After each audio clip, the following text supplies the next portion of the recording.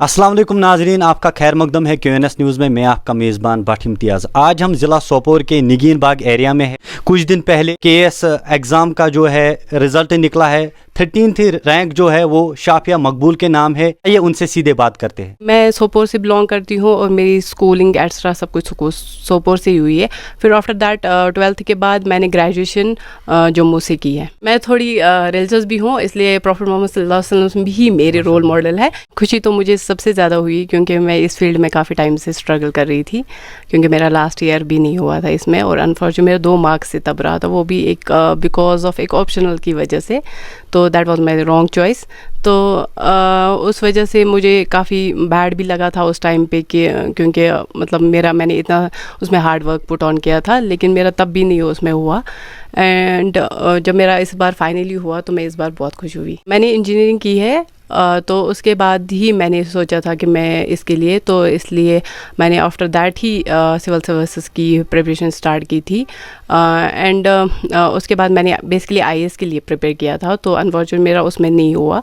तो फिर जब 2016 में इसकी एक बल्क वैकेंसीज़ आई थी, 277 की वो रिक्रूटमेंट थी, तो मेरे पेरेंट्स ने सोचा कि मैं पहले उस पर फोकस करूँ एंड उसके बाद IAS आराम से दे सकती हूँ।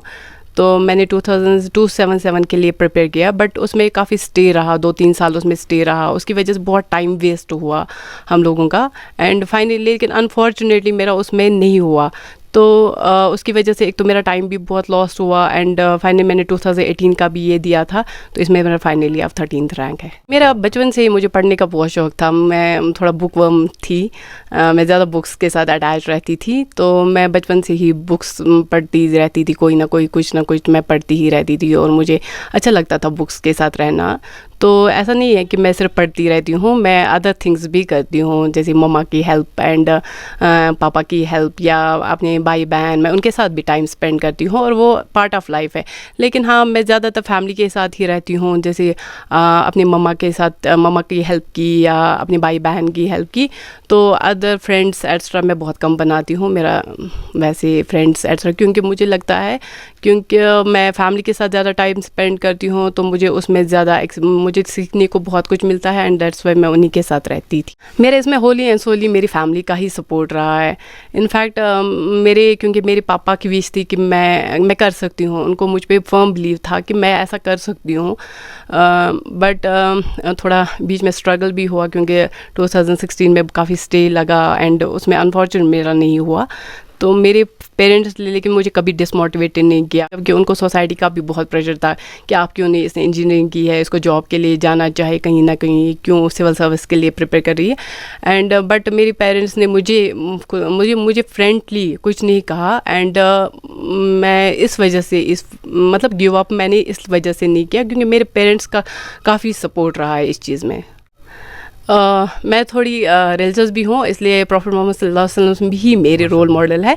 एंड आफ्टर दैट मेरे नानू है, वो मेरे हमेशा आइडियल रहे हैं, क्योंकि मेरे नानू एक मतलब he is in 90s of his age. मैंने उनसे ये 90s ईयर्स का एक्सपीरियंस, उनके पास काफ़ी एक्सपीरियंस। मुझे थोड़ा सोशल इश्यूज़ में काफ़ी इंटरेस्ट था पहले से, मुझे सोशल एक्टिविज़म अच्छी लगती थी। हर एक पढ़ाई, चाहे KS हो, चाहे IAS हो, चाहे हर किसी फील्ड में, चाहे डॉक्टर हो, इंजीनियर हो, या सिंपल ग्रेजुएट स्टूडेंट भी हो, हर चीज़ में कॉन्सेप्ट्स क्लियर करना बहुत ज़रूरी है, इसलिए पढ़ना भी बहुत ज़रूरी है। लेकिन ये नहीं है कि मैं 24 घंटे सिर्फ पढ़ती ही रहती थी, मैं अदर हाउस होल्ड वर्क्स भी करती थी, अपने पापा के काम में भी हेल्प करती थी।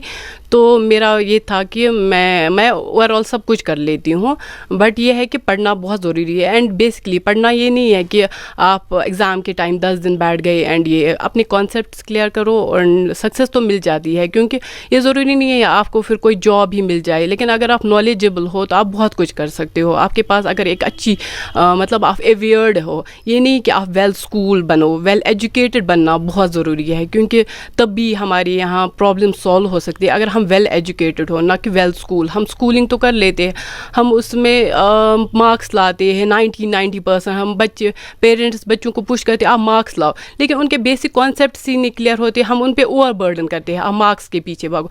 लेकिन इसका मतलब हम उनको वेल स्कूलिंग कर रहे हैं, ना कि वेल एजुकेटेड कर रहे हैं। हम उनको ये नहीं बता रहे हैं कि आपको लाइफ में ये स्ट्रगल आएगी तो इसको कैसे फेस करनी है, बड़ों से कैसे बात करनी। मुझे लगता है आजकल की सोसाइटी ऑर्फनेज हो गई है, क्योंकि हम शायद सोच बहुत सारे बच्चों को मतलब ओवरबर्डन कर रहे हैं। हम उनको अपने पैशंस को उन पे थोप रहे हैं कि आप ये करो, आप IAS बनो, आप KAS बनो, आप वो करो। ये सब नहीं करना है। बच्चे में खुद टैलेंट होता है, एप्टीट्यूड होता है, हर किसी बच्चे में कोई ना कोई स्किल होता है। उस स्किल को आप फॉरवर्ड करो एंड वो बच्चा बहुत आगे जाएगा। आप उसको प्लीज़, मैं रिक्वेस्ट करती हूँ इसलिए सब पेरेंट्स से, आप उसको प्लीज़ फोर्स नहीं करो, मार्क्स के पीछे फोर्स नहीं करो। आप उसको इंटेलिजेंट बनाओ, आप उसको इनोवेटिव बनाओ कि वो कुछ इनोवेशन कर सके या कुछ सोच सकते हैं अपने दिमाग से। अगर वो वैसा बनेगा, उसको फेलियर, ये ज़रूरी नहीं है उसको, हाँ फेलियर आ सकते हैं उस फील्ड में जहाँ पे कॉन्सेप्ट्स ये, क्योंकि बहुत सारी चीज़ों में रट्टा चलता है, तो फेलियर आ सकते हैं। लेकिन अगर हम उसको अच्छा बनाएंगे तो वो बहुत कुछ कर सकता है सोसाइटी के लिए एंड अदर पीपल के लिए। मैं थोड़ी रिलीजियस भी हूँ, इसलिए प्रॉफेट मोहम्मद सल्लल्लाहु अलैहि वसल्लम भी मेरे रोल मॉडल है। एंड आफ्टर दैट मेरे नानू है, वो मेरे हमेशा आइडियल रहे। अब आपने सुना है कि शाफिया मकबूल ने क्या कुछ कहा है, कैसे इन्होंने सेक्रीफाइस की है, कितने एफर्ट्स इन्होंने लगाए हैं KS एग्ज़ाम क्रैक करने के लिए। ये थे हमारे साथ शाफिया मकबूल। दीजिए मुझे और मेरे कैमरामैन उबैद मलिक को इजाज़त। खुदा हाफिज़।